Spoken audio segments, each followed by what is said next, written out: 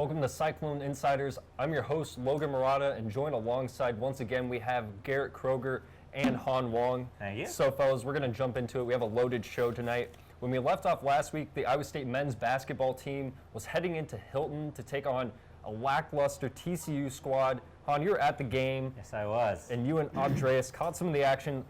Let's see a recap of that game right now, and then we'll jump into things. From the tip, the Cyclones look to bounce back from their overtime loss to Texas last Tuesday as they hosted TCU at Hilton Coliseum. George Niang had his usual outstanding performance as the driving force of the team, and despite fouling out late in the game, his high-scoring hot streak continued as he was 11 of 15 from the field, contributing a total of 27 points. He's now scored in double figures for 36 consecutive games, the fifth highest in school history. Abdel Nader has been a recent spark for the Cyclones, pitching in with 24 points on the night.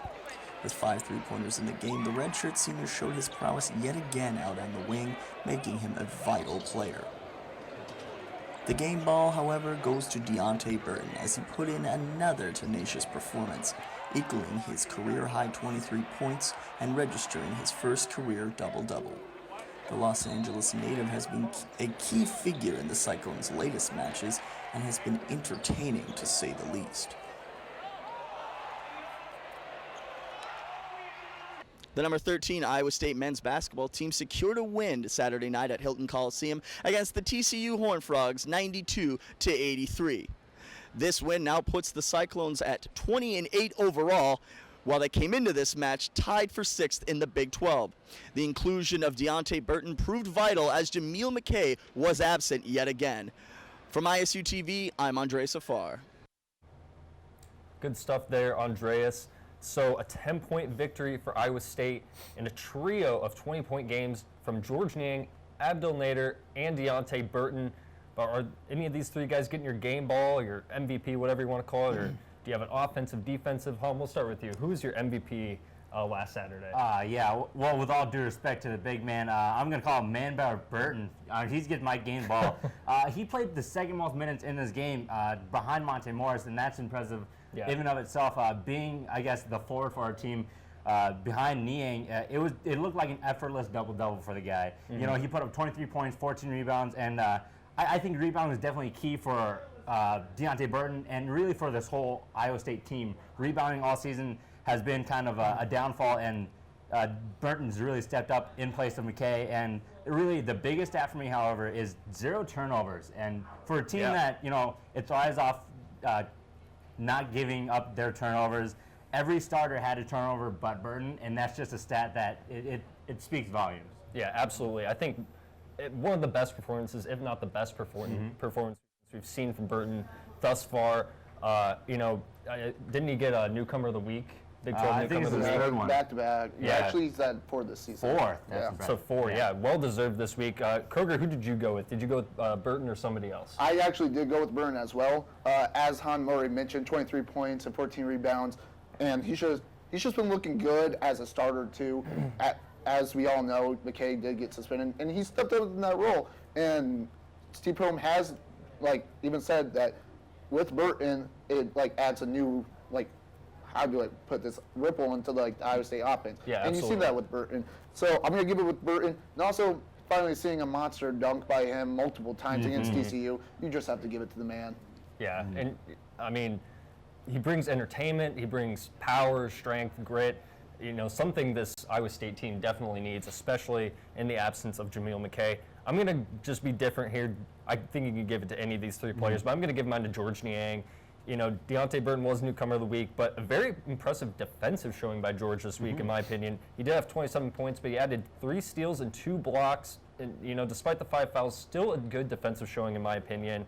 But let's address the elephant of Hilton Coliseum on Saturday, if you will. Jameel McKay suits up and then sits another game by the demand of Coach Prohm. I mean, what was your guys' reaction to this? Do you think this was the correct move from Prohm? Do you think it's late in the season to be sending messages like this? Or, you know, if there's disciplinary issues going on, what's the deal here? Kroger, we'll start with you. I personally like it. Yeah. I like him saying McKay, mostly because McKay this season has been kind of a head case for Iowa State. Yeah. He's been up and down, kind of been a liability on offense, and he just hasn't been that McKay that Iowa State fans saw last year. Absolutely. Last year, he was that defensive presence. He won Defensive Big 12 Player of the Year last year, and you haven't really seen that at all out of McKay this year. He's been kind of going downhill. He's been with problems with Prohm, and I like how Prohm is actually asserting his authority over him. He's showing him, like, hey, if you're going to screw around, you're not going to play. And yes, it might hurt Iowa State, but at the same time, it's also showing future Iowa State people that, hey, I'm committed to the team, not just one person. So I like it.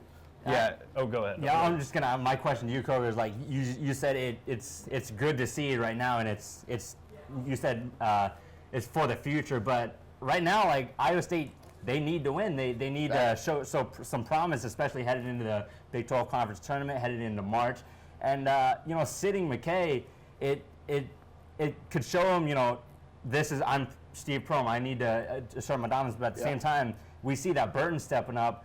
Who's going to say that Burton's not just going to overtake McKay come March, and then where's McKay go from then? He's a senior this year. He needs to be asserting his own dominance, and you said earlier in the season he wasn't doing as well.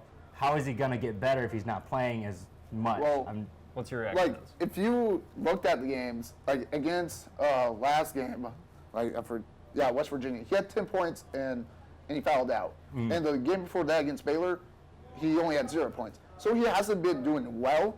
Like, yeah, he should maybe be playing since he is a senior.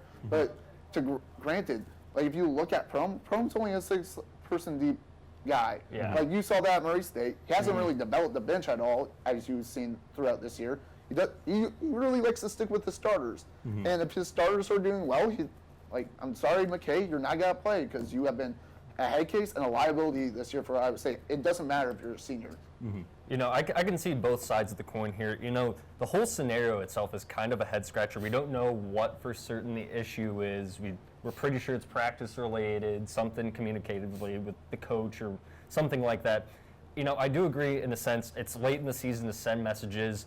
You want your team in sync, you want them clicking before March, but I do agree with you in the sense, you're a senior, you need to step up, show some leadership. This is your last shot. Who knows if you go to the pros, who knows if you go to Europe. This is your last shot at Iowa State. If you really want a championship, I think you got to step up and show leadership and, show you want to be there and you want to play.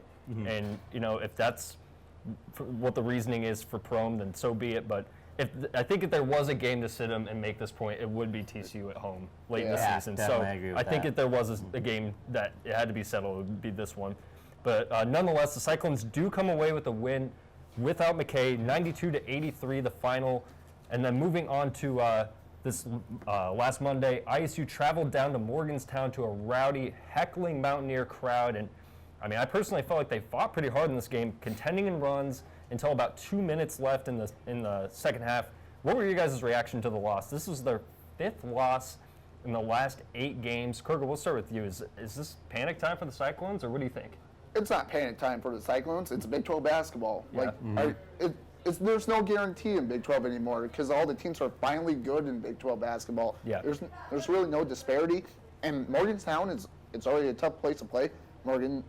West Virginia has beaten Kansas there this year. Yeah. So I'm not in really Iowa State shouldn't be in panic mode because they did play well, as you mentioned, against that really tough press defense. However, there were some situations that maybe that they could have done better, but it's not panic mode yet.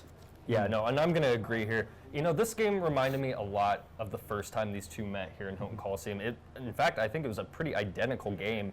As I said before, they traded blows with West Virginia until late in the second half, and I think the Mountaineers just had the depth. They're healthier. They're able to, get some fouls on our starters, and, then they took advantage.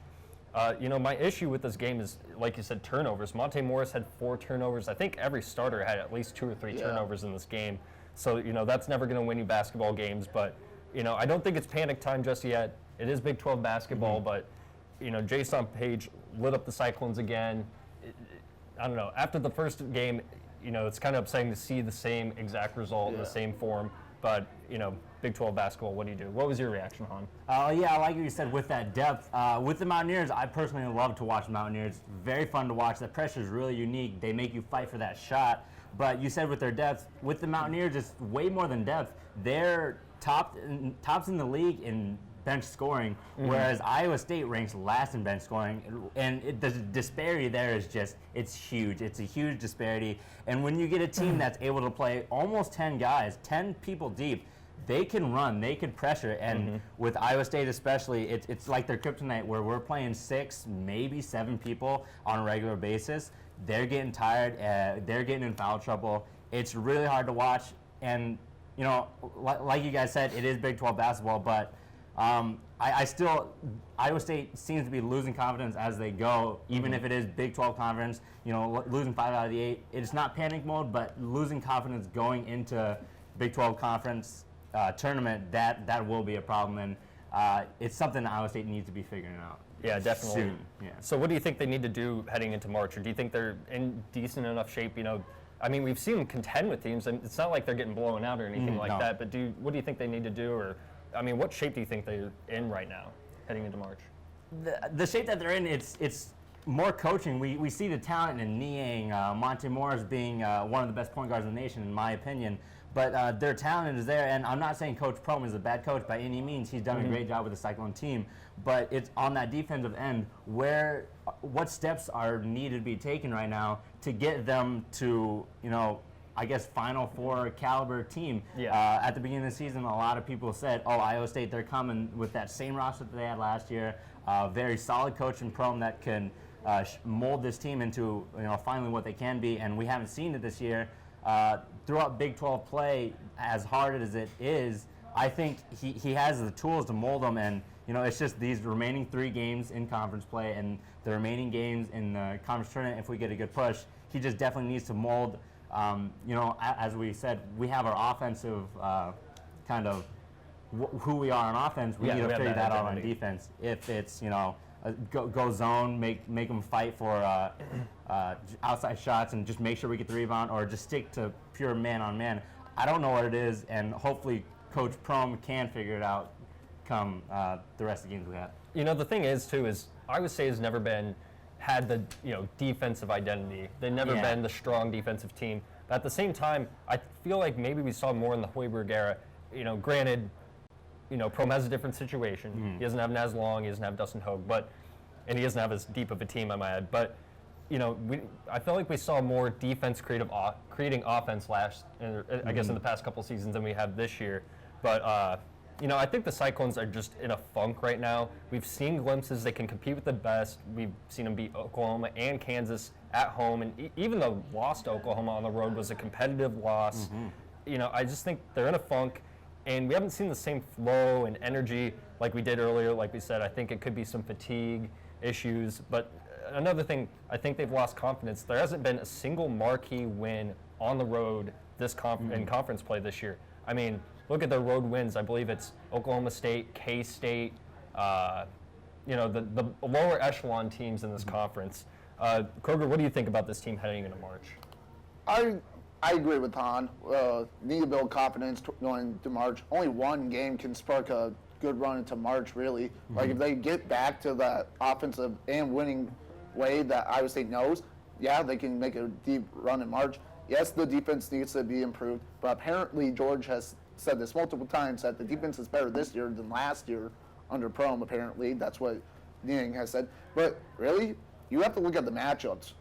Like, matchups are going to determine how far Iowa State's going to go. Yeah. If they match up against a team in a good, like in the first round, they're set to move on. It's really about matchups with Iowa State. They don't match up well. If, like, one team has a better height, they're not going to win. If they have, like, the same height, they're probably going to win. So you just have to look at the matchups come March. Yeah, I'm looking at Baylor as a real scary matchup. Also West Virginia, 2 teams that they could definitely match up with. If we look at seeding here, I'm looking at, I'm sure we're going to talk about it later, but I'm looking at Iowa State getting a 4 seed, 5 seed, definitely a mid seed, and that comes with playing West Virginia. NCAA tournament or Big 12? Big 12 I'm talking about. Okay. You know, looking at, because West Virginia is also going to get kind of that mid seed, but even Baylor mid seed. Hopefully, I'm looking. Texas would be a great first round team for Iowa State to play. Absolutely. Just you know, we've seen them play them this year and the success we've had there. But yeah, I love what you said all about the matchups. You know, looking at last year's matchups, we had Texas last year, and we barely got out of there, Iowa State. But Baylor beating West Virginia last year, that was really a good sign that we didn't get them come first round because we were able to push, beating Oklahoma and then eventually beating Kansas. I mean, what do you guys think about it? Yeah, definitely. And those were all comeback wins. All 3 of those wins, and they're all single digit. I believe like 2 to 4 points, something along those lines. But something interesting I like when you look at those brackets, the conference tournament ones, they catered to those top 4 teams, or even top 8. If you got those multiple rounds where you can get a bye or you can just get an easy team on the entry round. So I think that'll be key, is to watch who the Cyclones match up with come conference tournament time. But we'll stick with this West Virginia game here. Just close this out. Abdel Nader led the team with 23 points. I believe that's like 2 or 3 20-point performances in a row now. I mean, do you give Nader your game ball in this one? I mean, what do you think? It was a disappointing loss, but what do you think about this?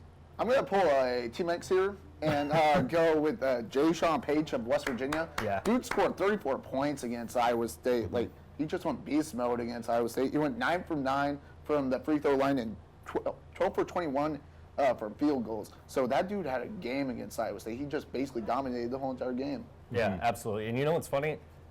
I was going to say I'd give it to Nader simply for being the league scorer and rebounder, but I was going to take a page out of Mankel's book, give my game ball to the winning team, and I also gave mine to Jay-Sean Page. I mean, 34 points, perfect from the line, and it just seemed like he wasn't only on fire during the game, but he was also able to hit shots whenever any run was getting going for Iowa State. So that was big, a momentum stopper there for Page. What did you think? Did you also give it to Page? Did you give it to Iowa State player? I didn't give it to anyone at Iowa State. I didn't give the game ball to anyone. Like we said, I guess Jay-Sean Page deserves a game ball if we're talking West Virginia. But yeah, in terms of Abdel Nader, his defense really lacked something there because he did score 23 points, but on the defensive end, really no one stepped up for the Cyclones. And it's just really hard to give anyone any sort of accolade for this game, even though we put up, 87 points, which is respectable for a team to go against West Virginia. It's all about the defense right now, especially late in the season, late into this conference play. If our defense isn't stopping anyone like West Virginia, who's not known for putting up points, then almost hitting the century mark too. Exactly. Then where are we headed? Yeah. So you're keeping the game ball for yourself. I'll take the game ball. No one deserves Han's getting it. the game ball this week. Even though your intramural team lost. My intramural team is 1-3 this year. If we're talking intramurals, my intramural team won by 50 points. The other day. 50? Yeah, in the opening round. Wow. The other team. Congrats. Yes. Congrats. But anyways, so the West Virginia crowd, we were talking to Abdel Nader, they harassed this dude. I mean, they were just chanting his name, but I could tell it was getting under his skin, at least in my opinion. He still had a great game, but I felt like, definitely affected him. He missed a shot. He'd come back down on the defensive end, make some mistakes. I felt like it was getting under his skin. I mean, what do you guys think about this? Do you feel like it affected him, or am I the only one that thinks this? Or It slightly affected him, slightly not. It really depends. At first, it didn't look like it affected him. He was still going shot after shot after shot. Yeah. He didn't back down. But then towards the end of the game, it slightly affected him. But I wouldn't say it's just because of the chance. there's a sense of urgency still kind of trying to catch up. What do you think? Do you think the heckling worked at all, or? It may have worked. It's really hard to tell because he still took the same shots. He still took the same number of shots. It didn't, discourage him from taking those shots. Yeah. And maybe it made him miss, but maybe that's just crunch time missing there. But it is hard to tell. I think Nader did have the confidence. He wanted to score, which was really good to see that a player besides Niang, a player besides Monty Morris will take the ball and kind of be aggressive with it. And so that's what I did like seeing from Nader, but I also agree maybe those chants did affect him in some way. Yeah, it was nice to see him, still have the confidence to pull up and take shots, especially when the Cyclones needed a run in this game. But just a fun question here before we head to break. Are there any new chants or traditions you guys would like to see in Hilton Coliseum to, maybe distract, deter the teams? We did see them do that, the flopping to Marcus Smart a couple of years back. Is there anything like that? We've seen the curtain of distraction. What do you think? Is there anything you'd like to see here? That's definitely what I wrote down, curtain of distraction. I love to watch that. It's really fun. It allows for some super creative things for the student section to do. But with Hilton Coliseum, we've all been there. We know the excitement and the feeling you get. Yeah. I don't think they need that certain thing to push the players and the rest of the crowd.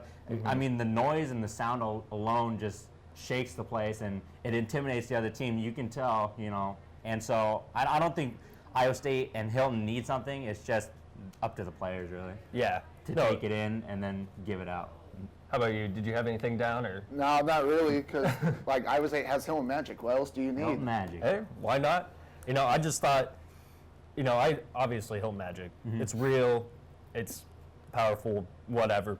But the only thing I thought is during free throws, I'd like to see some creativity, maybe something new just to mix it up. I just wrote down some funny things I've noticed over the years. I mentioned the curtain of distraction. I remember it was a couple years back. It was like Texas or West Virginia chanted Brittany Griner while Jameel McKay was shooting free throws. Do you remember that? Just mean. But, Real mean. But I thought it was kind of funny that West Virginia has that thing where they publish the like newsletter before the games or like whatever. The bum of the game. Yeah, the bum of the game. I thought that was kind of fun. I think Niang really liked it, though. Yeah, he no, liked he being the feeds bum off game. of that. He feed it off, yeah. But, you know, I thought that'd just be fun to ask. But we're going to toss it to a break. But when we come back, we're going to preview this weekend's game as well as next Monday's. And then we're going to discuss the upcoming conference tournament since it's about March. But that's all we got for this little segment here. Stay tuned. You're watching inCYders. Welcome back from the break. We left off with the men's upcoming games with K-State this weekend and Oklahoma State. Quick turnaround on Monday. You know, we have both games at home. We're going to go through these pretty quick. We have both games at home. Both games I think we're obviously favored in, and both are obviously must-wins in my opinion. Do you guys think these will be easy games? I never like to call the Big 12 easy, but do you think these will be easy games for the Cyclones before they close their regular season at Fog Allen Fieldhouse? We'll start with you on this one, Han. What do you think about these two matchups? Yeah, like you were saying earlier, at this point in the season, and especially with this particular Iowa State team, either as a fan or analyzing it, I don't think we can call any game easy. You know, it's something that Prom's going to have to figure out, like we said earlier. And, you know, something that Iowa State has to do is to try to keep teams from getting back in the games. Because we see points in the games where they start pulling ahead. Even with TCU, we were up 20-8, I think, in the first quarter. And then they start crawling back, and, you know, they were within 2 at some point. Right. And especially with that TCU game, we were favored by almost 19 points, only winning by 10. It's not something that I want to see as a fan, and, you know, especially even analyzing it, it's hard to call any game easy. So what's your prediction with for both these games with a score? And I mean, do you want to see some blowouts here? Of course, I want to see some obviously. blowouts, but I'm predicting Iowa State does go 2-0 before heading to Allen Fieldhouse. Saturday, I'm going to go Iowa State 88-78. Monday, I'm going to go a little closer, 73-72. Real Okay. close game there. So close game against K-State. Yeah. Kruger, what do you think about these two matchups, and who are you predicting? I think they're going to be easy games for Iowa State, mostly because K-State's on Monday, correct? Yes. Okay, because Or that's no, sorry. K-State's on Saturday. OK State's on which Monday. one's senior night? Is it Monday night? Yeah. then? Okay, because that's going to be Niang's last game in Hilton. So if Iowa State doesn't blow out Oklahoma State on Niang's last night in Hilton, that's just going to be disappointing. Like, you have to send off Niang, who's one of the greatest Cyclones. He's not like the top Cyclone, but he's one of the greatest of Yeah, all I put him in time. the conversation, top 5. Top 5, Top I'd 10? say. Like, I put top 10, maybe not top 5. Ooh. Yeah. But, like, if they don't blow out Oklahoma State that night, it's just that'd be super disappointing as an Iowa State fan to see Niang barely win on senior night. So I give the K-State game, I put closer. I put like 80-74 Iowa State, and then hopefully on senior night 90-64 Iowa State. Dang, Like, 90 I- 26 I points. just feel with Niang's last night in Hilton, people are gonna be charged up. Like, the fans are gonna be rowdy. The team's gotta be excited to like send them out the right way. So I feel Iowa State just gotta come in there and just go like, I'm Iowa State, you're Oklahoma State, bye-bye. I like your prediction more than mine. I really do. I'd like to see Niang like shoot for like Melvin Edrum's record or some crazy, Right. just like go give him Steph Curry, matchups all like, day. just drop 50 points. You know, in my opinion, you know, like we said, saying any game easy in the Big 12 is like the equivalent of saying quantum physics is easy or engineering's easy, something like that. But I'll make the It's not exception here. rocket science. I'll make the exception here. Both teams are in the lower echelon of the Big 12. You know, Oklahoma State sporting a losing record. K-State is 2 wins above 500. The Cowboys did keep it close in Stillwater, but this time they're in Hilton. Give me 2 double-digit wins. I'm going to go 83-71 against Oklahoma State and 91-74 against K-State. I want to see them, big victory. I'd love to see on senior night, big victory, a good send-off for George Niang before they head down to Fog Allen Fieldhouse. So I kind of hurried through these games so we could talk about the conference tournaments. It's almost March. I'm excited. I'm sure you guys are as well. Yeah. So with only 3 games left in regular season play, where do you think the Cyclones fall seeding-wise? We'll go Big 12 tournament first and then NCAA tournament. We'll start with you on this one, Han. What do you think? We talked about earlier, I'm thinking mid-seed here for the Cyclones since we're going to go 2-0 before Allen Fieldhouse. And sadly, I don't think we're going to get one out from Kansas come our last game in regular season. So solid 4 seed in conference tournament. And like I said, I'm predicting either Baylor or Texas for the Cyclones to play in that tournament. Shout outs to the Big 12. Let's talk about it. Best conference in college basketball? Hands down. Yeah, hands down. definitively. That's what I'm saying. Rachel Given, who's also been on this show before, said Big Ten was. So Not even. just- What? The Big Not Ten, even. not even Trash like on the this show, too, ACC. so- I would maybe even Just throw wanted, ACC like, above Big Ten. shots fired at her too. Yeah, Rachel definitely. Given, watch out. Kroger's coming for you. Let's see here. What do you think about this, Kroger? Where do you think the Cyclones will fall Big 12 tournament-wise and NCAA tournament? Big 12 tournament wise, 4 to 6 seed. Yeah. Somewhere in there. There's no way they get top 3 seeds. They just need to avoid playing on Thursday, really. And then tournament wise, probably 4 to 7 seed, somewhere in there. Yeah. Because if they do, surprisingly, get bounced from the first round of the Big 12 tournament, it could hurt their chances of getting Oh, a could. 6 I or think it higher definitely seed. does, yeah. So I'm gonna say between 4 to 7 seed there. As long as Iowa State wins these next 2 games that we expect them to win, and as long as Texas Tech doesn't win out, I'm going to go with the same thing, around one of those mid-seeds, 4 to 6, somewhere around there. Do you guys think the same thing then, NCAA tournament-wise, 4 to 6 seeds, somewhere in that Yeah. range? Joe Lenardi right now has us at a 4 seed. I could probably agree with that. Just a fun note here. Well, it'd be real fun if we play in the West. Yeah, I I like would this love right that. here. I saw a bracket earlier where they would meet up with Iowa potentially. I would love There's that been a matchup. lot of brackets So, like that. I mean, how fun would that matchup be? But just a note, before they head down to Fog Allen Fieldhouse, Iowa State has gone down there 116 times, and they've only won 15 of those matchups. Ooh, so wow. not an easy place to win at all. But we're going to move on to the conference tournament. Since we don't have time to go through all 32 conferences, we'll do the Power 5 with the addition of a few conferences. We'll start with the ACC. Who's your guys' favorite to win this conference and why? Kroger, we'll start with you on this one. Ooh, just the tournament, right? Yeah, just conference tournament. Personally, I like Duke right now. Grayson Allen. Okay. He kind of reminded me of Christian Leitner, even Yeah. though that's a really bad example. But just how playing he wise, looks. because he's been making a lot of people mad with this play because he's been doing well, Yeah. and at the same time been making people mad. I like Brandon Ingram. Yeah. The last Plumlee's actually performing well as of late. If they can get back, what's his name, Emil Jefferson Yeah, for this, that'd be they're going huge. to be really solid come ACC tournament time. Yeah, my only knock on Duke, is I feel like if Grayson Allen isn't scoring, I don't know if Brandon Ingram's enough insurance there, and if he gets in foul trouble or anything like True. that, I think that might be the only knock I have on Duke. Some of the big men, Plumlee's kind of an oaf in my opinion. He can grab rebounds. He's He is. serviceable. Jeters still has to fill in a little Yep. bit, but that's my knock on Duke. I'm going to go with Virginia, the ACC, kind of a, some might call it an easy pick, but this team's 5 conference losses have all been single digit, all on the road, and they've all been against teams they've scored 70 or under 70 against. I love their defense. I feel like that's complementary to a conference tournament kind of marathon style. I feel like the defense will come in if they can win those first 1 or 2 rounds. I think they'll be effective late in the conference tournament. So I'm going to go with the Cavaliers. Who are you taking? I also picked the Cavaliers. Virginia here. I'm sure Swaggy back there is picking Syracuse, but definitely not. I don't know if they're even making the tournament. No. Sorry, Swaggy. But yeah, Virginia, like you said, their defense, it's just really hard.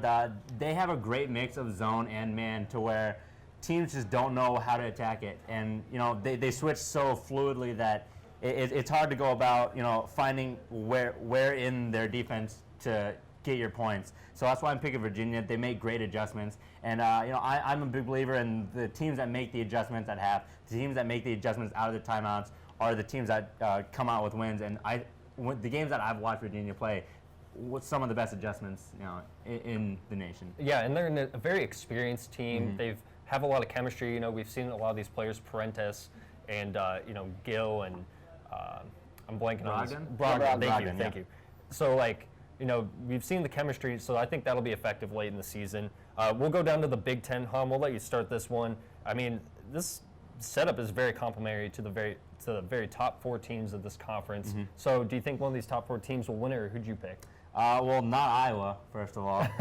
Just like the Cyclones, I think it may be the water here in Iowa. Iowa basketball has not been as good as, Iowa basketball started the season with. Even you and I, they haven't been as good. Cyclones haven't been as good. So just to say it, not Iowa.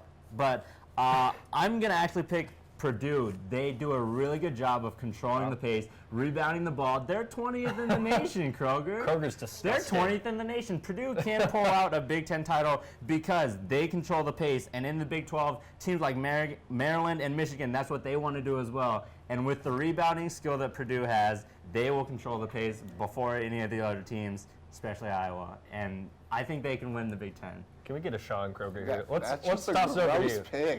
That's disgusting. The Like, Boilermaker I don't fever. like the Boilermakers at all. Like, they're not good. Like, all they have is A.J. Hammonds. That's it. That's team it. rebounds. A.J. Hammond's rebounds. Yeah, like, take him out, they can't win the game, Han. They're going to out-rebound whoever you pick, I guarantee it. Okay. Let's hear yours. Let's go. It was a hard pick for me, for this one, because knowing the Big Ten, because There's a lot of teams you can pick in this one. There's like 5 to 6, I think. Safe pick is to go with Maryland because of their talent. Yeah. But as of right now, Wisconsin's playing hot right now.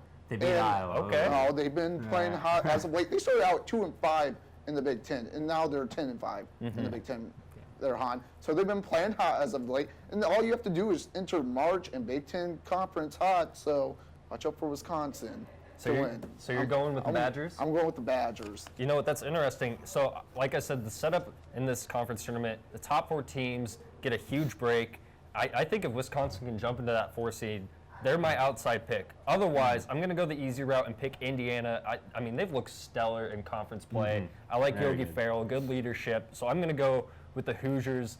If Wisconsin doesn't get into that 4 seed, I think if they have to play an extra game, that might be the difference maker for them. So I'm going to go with the Hoosiers. So we'll go down to the Big 12, Iowa State's conference next.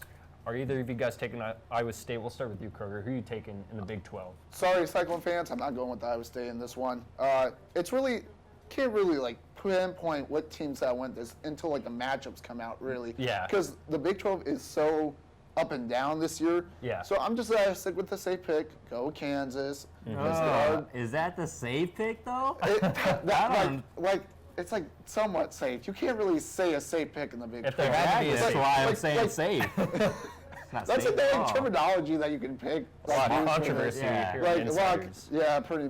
Like in the Big 12, there's no safe pick, but they're the safest, I guess. Okay, so you have some guess. disagreements. So, Let's Safe see what Hans is has to a say. big player shine on the big stage, and Buddy Hield has proved it this year. Oh, Okay. I love Buddy Hield. Player of the year, please, Buddy. Who else would Buddy. go up against I'm him? just Buddy Hield. I think Oklahoma starts their push in the Big 12 tournament into March, winning the best conference, tournament in the nation, and furthers their push with this tournament win behind Buddy Hield on to March, Big 12. Just want to Buddy Hield. say Kansas has beaten Oklahoma twice this year, and just want to say that. So both times. So Okay. You know what? Here's the thing. It's tough to pick Kansas. We're here in Ames. We've developed this kind of rivalry, but look, I mean, they essentially sealed their 12th straight regular season conference title against Baylor the other night. They've won 8 straight since they lost here in Hilton. They're the hottest team in the conference and quite possibly the country right now. So I think you have to go with Kansas. But if I had an insurance pick, it probably would be Oklahoma and Buddy Hield. But they did just drop, I think they've lost 3 of their last 4 or something like that, Yeah, or 2 of their something last like- 3. But, they might be in the slump, but I'm going to go with Kansas for the Big 12. We'll take away from the controversy a little bit. We'll go down to the Pac-12. We'll let you start this one, Han. I don't like the Pac-12 either. I don't think Utah's a good team. I don't think Oregon's a good team. So I'm picking Arizona. That's an easy pick for me. That's a smart pick. That's what'd you say, easy pick. Yeah, Cal is not. UCLA, where have they been the past few years?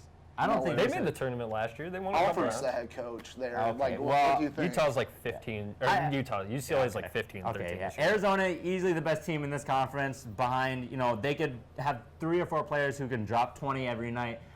Gabe York, one of my favorite guards in the country, really gets in the paint hard, aggressive, and can shoot the ball. I think Arizona comes with the win in the Pac-12. I think there's a number of teams from the Pac-12 that can compete. You have Oregon, you have Arizona, you have Cal, Utah, even Colorado's a 20-win or about to be a 20-win team if they're not. A lot of people saying Oregon is the definitive pick. I have actually, a close relationship with Dana Altman. I went to his Creighton camp when I was younger, so that was kind of cool. But, there's been quite a bit of parity here in the Pac-12, and I think all the top teams have beat each other. And I'm going to go with Arizona as well. They're recently a victim to a loss in a crazy court storm against Colorado.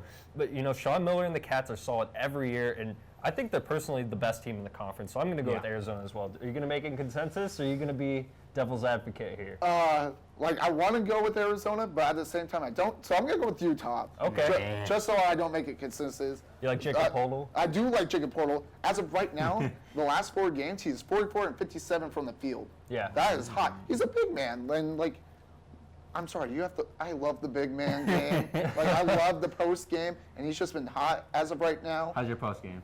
I'm pretty, I'm decent. I'm around mountain the rebound. That's my nickname for my intramural team. I just pull down rebounds, and Little Garrett Barkley out here? Yeah, pretty much. I'm like Charles Barkley out there. That was absolutely terrible, Garrett. I'll tell you pretty what. much.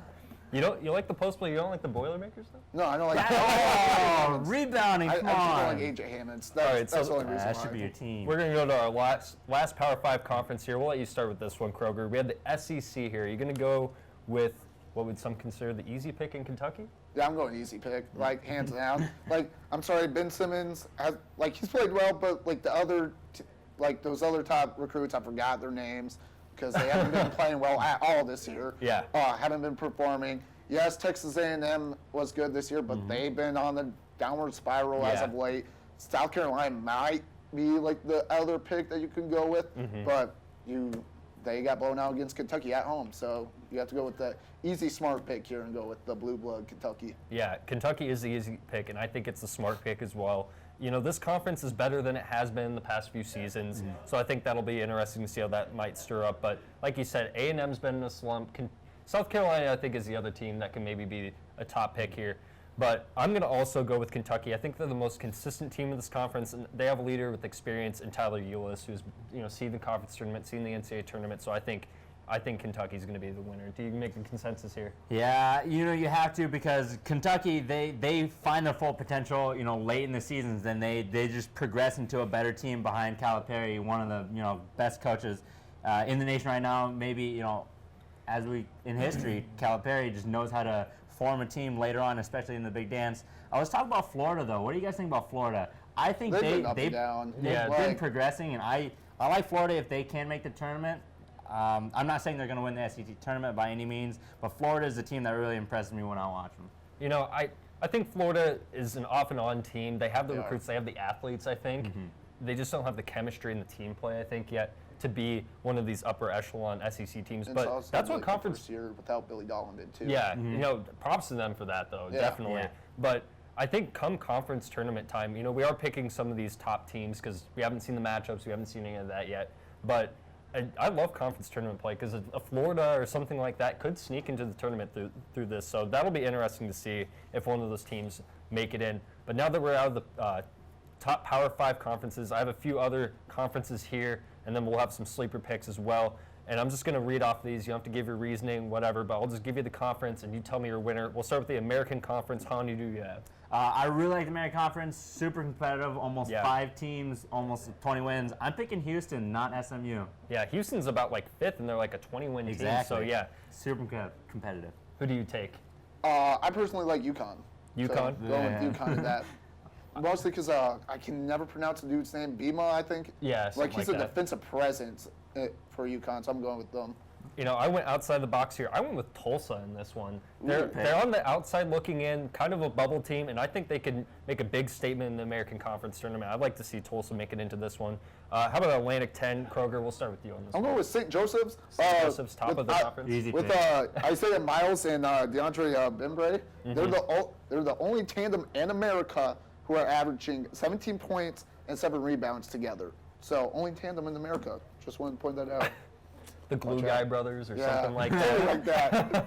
All right, how about you, Han? Who you like in the Atlantic 10? I don't follow the Atlantic 10, so I'm gonna pick Davidson. Shout outs to Steph Curry, Chef Steph. Davidson Miracle once again. I'm just gonna support them. I don't think they're gonna make the tournament, so they need the conference bid to get in to the big dance. So you got my support, Wildcats. All right, interesting pick there, Wildcats. I'm going to go with another team that seems to always be there come March. I'm going to go with Dayton Flyers. They always seem to get hot around this time. I like Dayton. They played a great game against St. Bonaventure the other night. Came away with a big win, so I'm picking the Flyers. I'll start this next one with the Big East. I'm going with Xavier. I think with their win over Villanova the other night, I think they showed they're the best team in this conference. They're athletic, they're strong, they play good team ball. I like the Musketeers a lot, and I think they'll be a tough team come March. What do you think about that, Han? Are you going with the Musketeers as well? I'm just gonna go Villanova because I don't like Okay. the Big East either. I'm a big hater on a lot of conferences around. I can tell.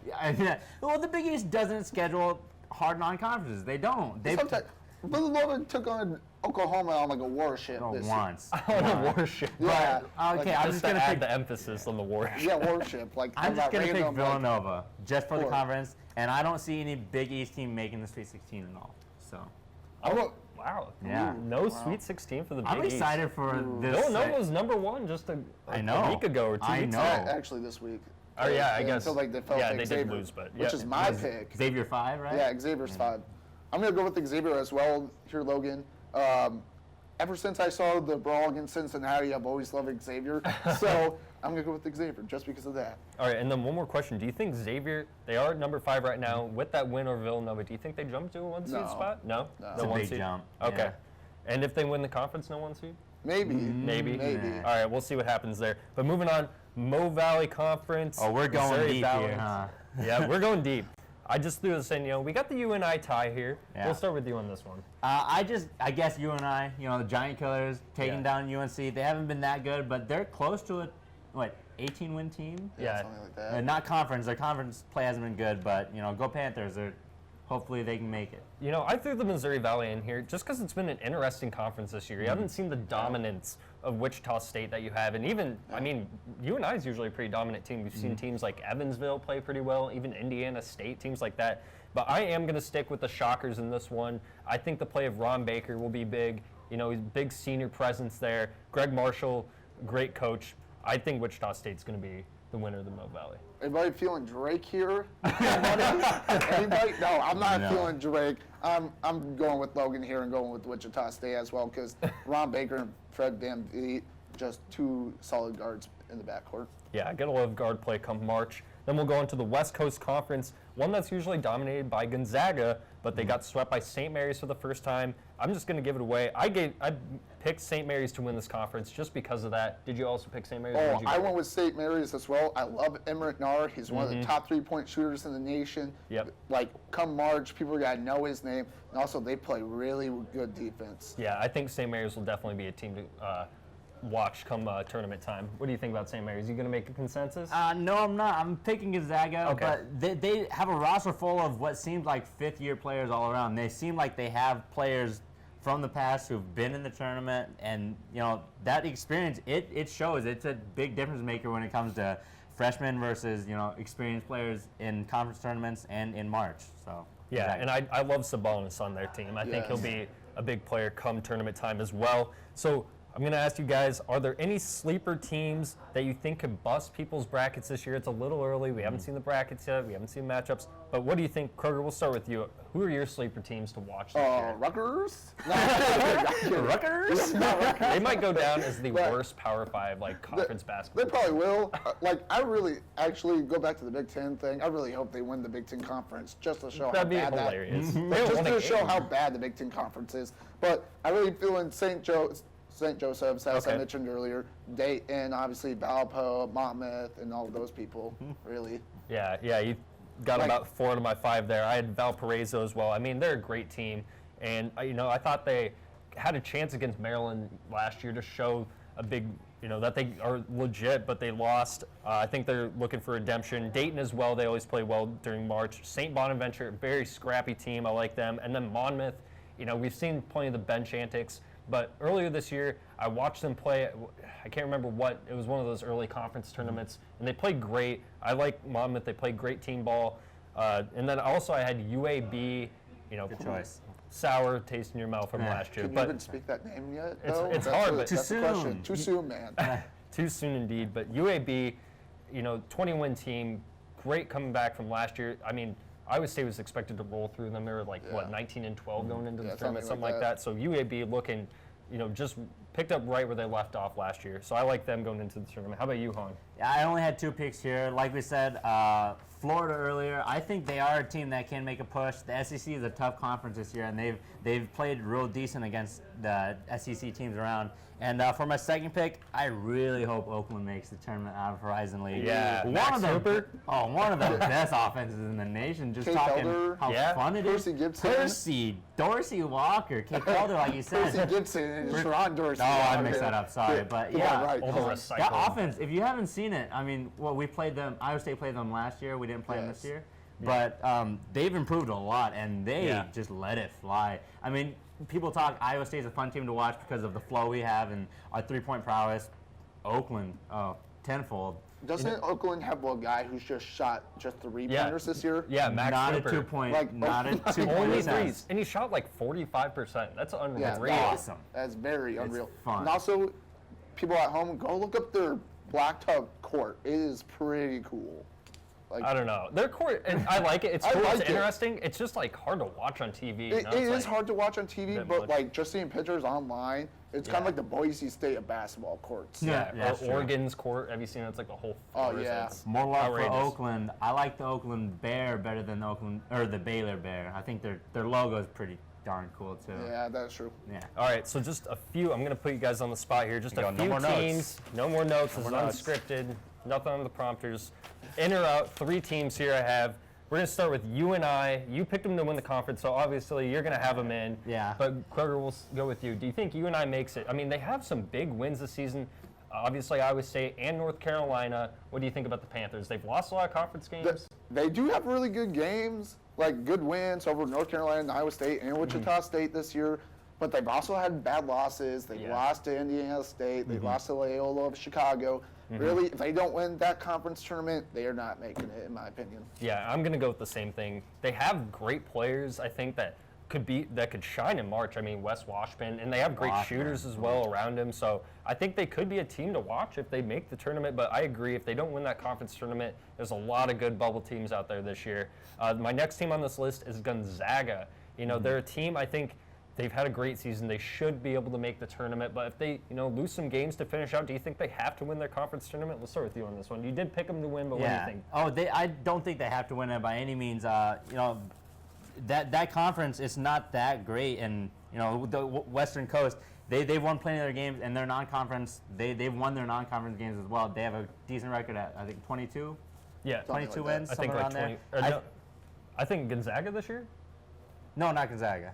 Oh, I was talking What are you talking about? St. Mary's. Oh, St. Mary's, sorry, is go ahead. 22 and 4. yeah. 22, yeah. But I do. Gonzaga doesn't need to win their conference tournament to get in. That's what I think. I think they have a good enough resume and decent wins to get in low seed. All right, what do you think about the Dogs? I think they didn't win their conference tournament after getting swept by St. Mary's. I feel the West Coast Conference is a one bid tournament, like team or Yeah. conference.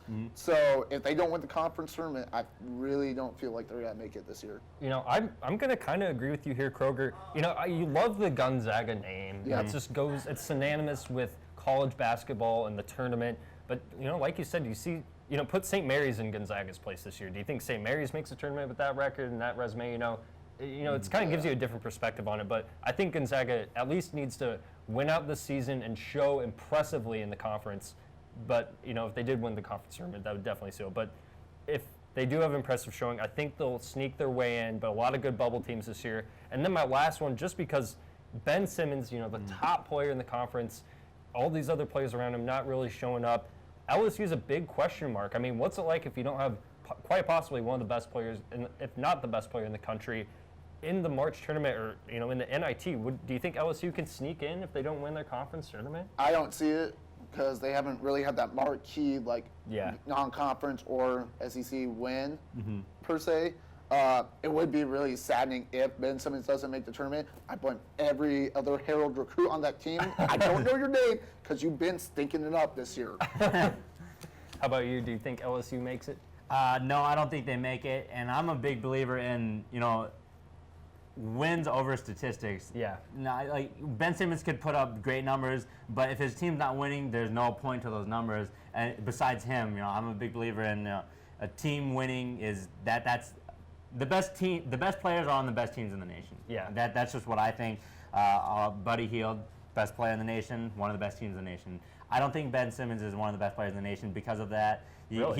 He puts up double doubles every night. 12 rebounds a game. That's pretty darn good, but you got to help your team win. You're not doing it, then and you're not getting in. I think he's the only one doing anything on that team, to be quite frank. That's true. I think LSU probably isn't going to make the tournament. It's sad to see Ben Simmons not, make the tournament because obviously he's going to the NBA. But, we'll see how the Tigers fare come March. But that's all we have for this week's inCYders. We'll have more coverage next week, and we'll be recapping the next 2 Iowa State games, and we'll be delving more into what the conference tournaments are going to look like. Join us next week, same time, same place, and you have a good weekend, Ames.